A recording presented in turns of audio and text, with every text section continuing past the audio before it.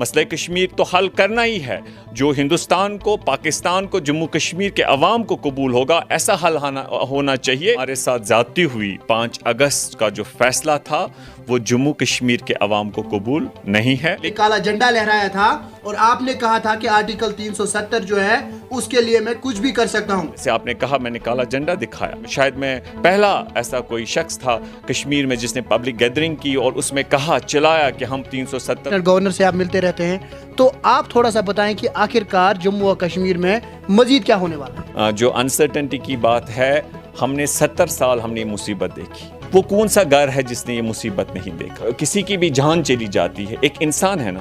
बिस्मिल्लाहिर्रहमानिर्रहीम, अस्सलामु अलैकुम नाज़रीन किराम, आप देख रहे हैं कश्मीर क्राउन और मैं आपका मेज़बान इरफान तिलगामी। नाज़रीन, अगरचे हम बात करें तो इस वक्त पूरे जम्मू और कश्मीर में अफरा तफरी का माहौल है। लोग जो हैं अपने घरों में सहम के रह गए हैं, जहां पे एक तरफ से कोविड-19 का कहर आहिस्ता आहिस्ता थम रहा था और लोग एक बार ये सोच रहे थे कि शायद अब जो हम चैन और सुकून से रह सकेंगे। लेकिन ऐसे में अगर देखा जाए तो पिछले कई दिनों से पूरे जम्मू और कश्मीर के लोग परेशान हैं, और परेशान इसलिए है क्योंकि मरकज़ी सरकार की तरफ से यहाँ पे जो है पैरामिलिट्री फोर्सेस जो है उनको लाया गया है। उन्हें किस वजह से लाया गया है ये अभी तक किसी को भी मालूम नहीं है। हालांकि ज़राए ये कह रहे हैं कि यहाँ पे डिलिमिटेशन होने वाली है, उसी हवाले से फोर्सेस को लाया गया है। कई ज़राए कह रहे हैं कि इलेक्शन होने वाला है, कई कह रहे हैं कि और कुछ होने वाला है।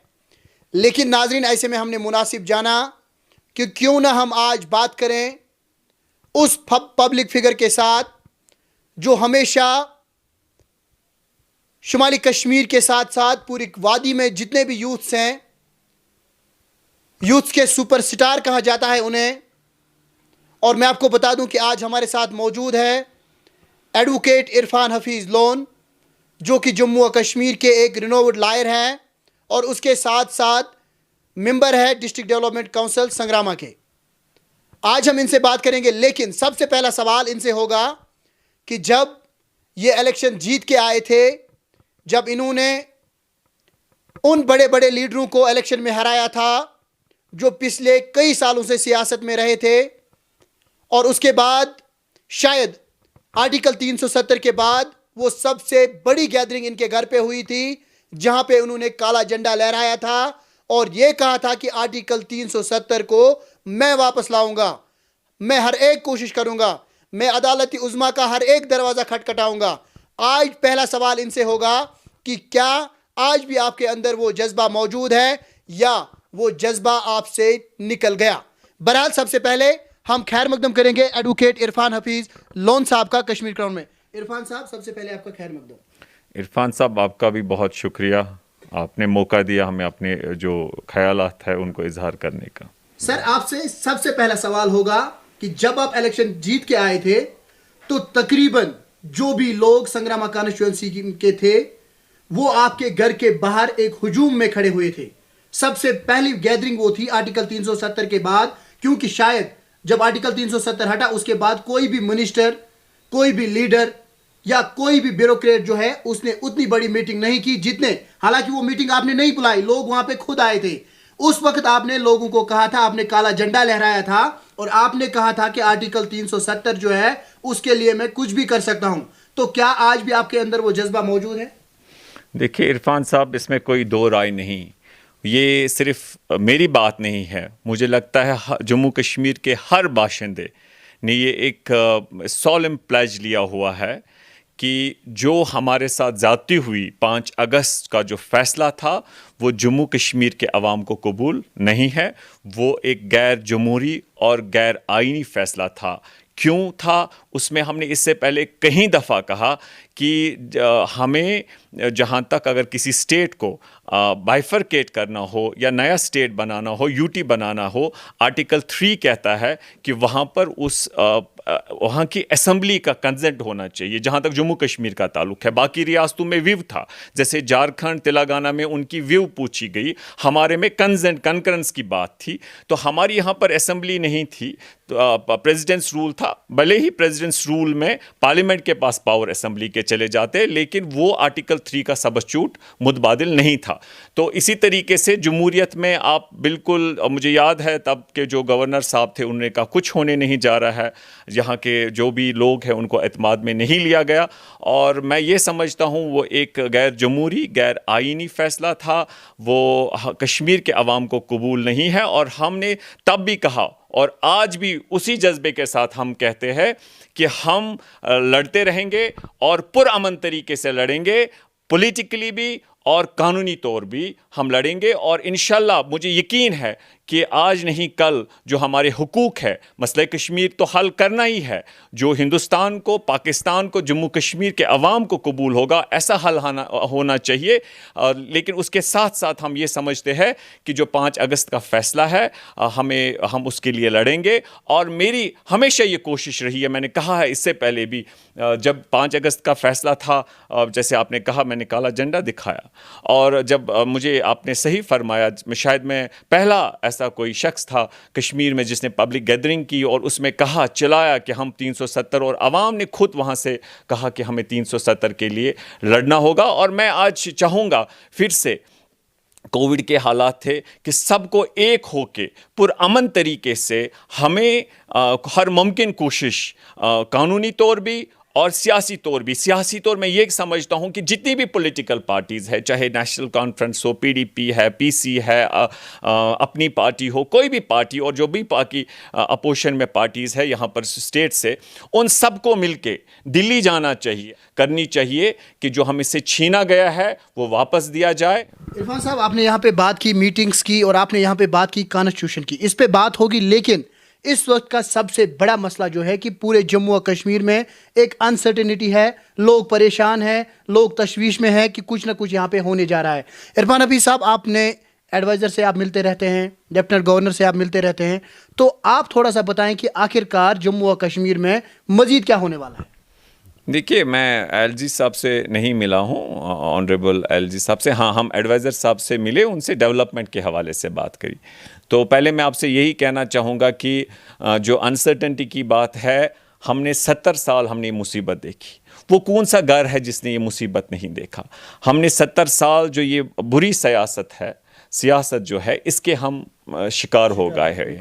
और मैं तभी कहता हूँ कि चाहे सिविलियन हो, हमारा वर्दी वाला हो, कोई भी हो, जिसने जो बंदूक भी उठाया वो भी एक माँ का बेटा होता है। तो हम ये समझते हैं कि अगर कोई भी किसी की भी जान चली जाती है, एक इंसान है ना, तो हम इस मसले को एक through the prism of humanity देखते हैं, क्योंकि एक इंसानियत का कत्ल यहाँ पर होता है। और ये हम कहीं आज नहीं, पिछले कहीं डिकेड से देख रहे हैं, और खुसूसन इन 30 सालों में। और इन 30 सालों में हमने क्या कुछ नहीं देखा।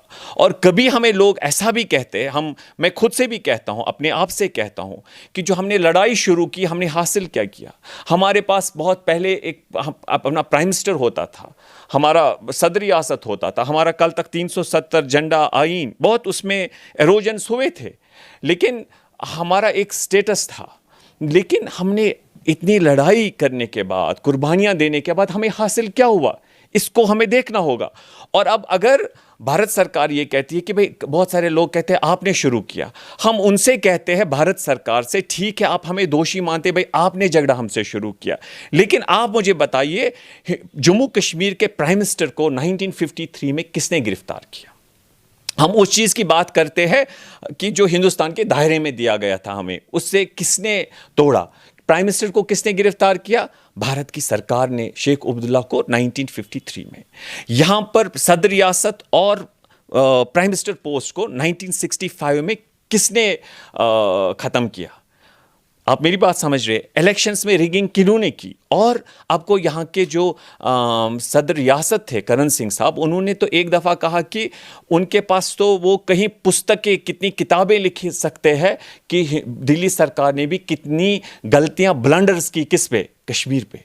तो आप कहते हैं कि भाई कश्मीरियों ने झगड़ा किया, कश्मीरियों ने झगड़ा किया। हाँ, हमारा भी कहीं, हम मानते हैं उनका अगर कोई जेन्युइन ग्रज है, मानते हैं, लेकिन उनको भी इस बात को देखना चाहिए कि क्या कहीं उन्होंने गलतियां तो नहीं की है। और जो कोई कसर रही थी वो आपने देखा 5 अगस्त, जो इस सोच के लोग थे कि एक बातचीत से मसला हल हो, हिंदुस्तान के आईन के दायरे में हमें मैक्सिमम मिले, जो भारत सरकार ने माना था कि शॉर्ट ऑफ आज़ादी sky will be the limit. हम चाहते थे भारत की सरकार हमें आईन के दायरे में जो भी मुमकिन हो एक बातचीत से हमें वो दे दे, लेकिन उसके लिए वो एक कंड्यूसिव एटमॉस्फेयर करे, एक लोगों के दिल जीते। और फिर जो भी स्टेक होल्डर्स हैं, हिंदुस्तान, पाकिस्तान, जम्मू कश्मीर के अवाम, जब कंड्यूसिव एटमॉस्फेयर आपने क्रिएट किया होगा ना, लोगों के दिल जीते होंगे, तो सरकार कर कोई चीज़ लेके आती, वो कहती भाई ये आप हमारे अपने हैं, आप हमसे दूर क्यों भाग रहे हो, लो हम आपको ये दे रहे हैं हिंदुस्तान के आईन में। तो यहाँ की अवाम जिनको इन्होंने जीता होता तो वो कबूल करते उस चीज़ को। उसके लिए हम कहते हैं confidence building measure, conducive atmosphere, वो तो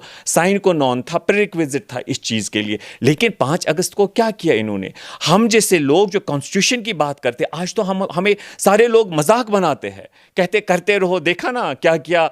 जो ये हिंदुस्तान के दायरे में, हिंदुस्तान का ये हमेशा बात करते थे कि हिंदुस्तान के दायरे में एक बहुत लोकतंत्र है, एक अच्छा मुल्क है। आज देखा उन लोगों को कैसे, उसी सोच के लोगों को कैसे जेल में डाला गया, कैसे उन लोगों को PSA लगाया गया, कैसे अनडेमोक्रेटिकली, अनकॉन्स्टिट्यूशनली यहाँ पर छीना गया, कर्फ्यू में डाला गया लोगों को। तो उस सोच को जो धक्का लगा है, डिसअपॉइंट हो गई है वैसे सोच जो हिंदुस्तान के आईन में वो भी पुरअमन तरीके से मांगते थे। और उन्होंने उस सोच को मेरे पास अल्फाज नहीं, उन्होंने उस सोच के साथ क्या किया है। और मैं समझता हूँ वो हिंदुस्तान के मुफाद में भी नहीं है। अल्लाह करे कि जो हमारा यहाँ पर इस वक्त फिर से अनसर्टनिटी है, हम उम्मीद करते हैं कि गुड सेंस प्रिवेल हो और कोई भी ऐसा डिसीजन ना लिया जाए। और हम घबरा नहीं रहे हैं, लेकिन एक बात ज़रूर मैं कहना चाहूँगा कि हमसे सब कुछ छीना गया है।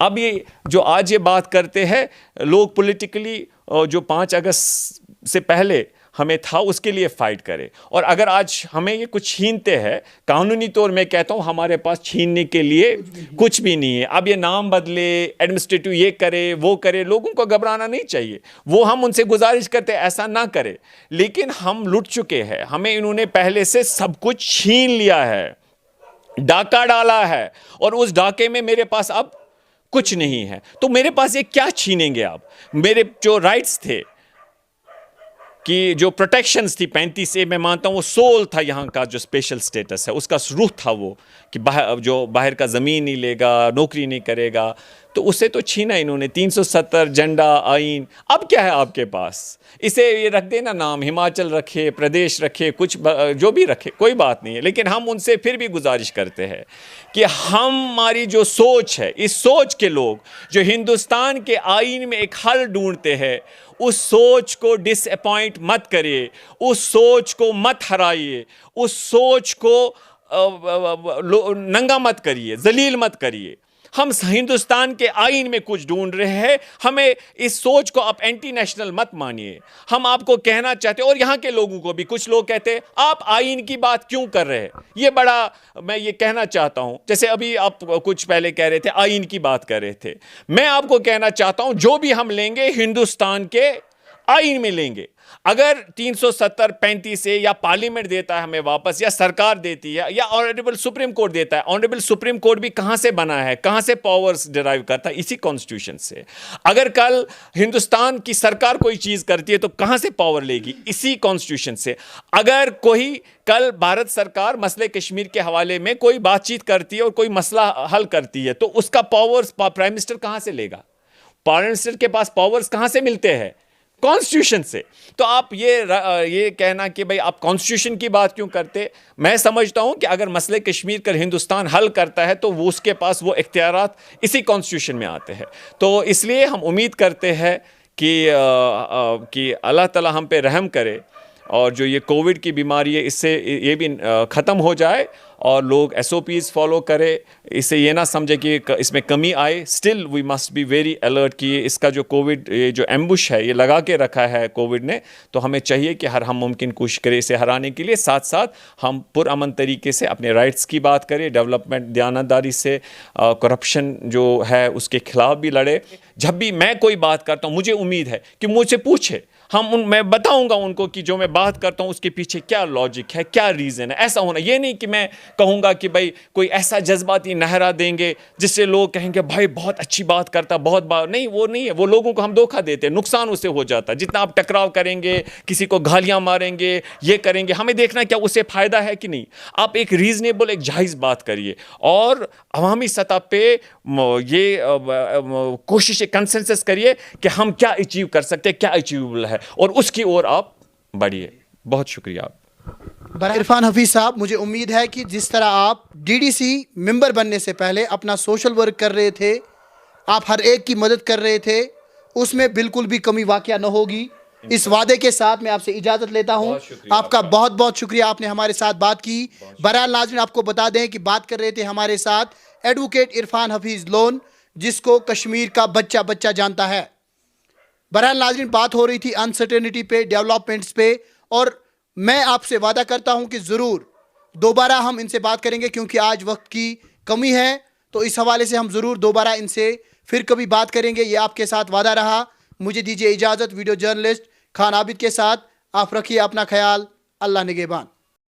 Rakib Sir's Excellence Paripura Srinagar offers coaching for 11th, 12th, Arts and Commerce all subjects with Valley's top faculty on board. Visit Rakib Sir's Excellence Paripura Srinagar. Call on 9622 888 333 9469 888 333.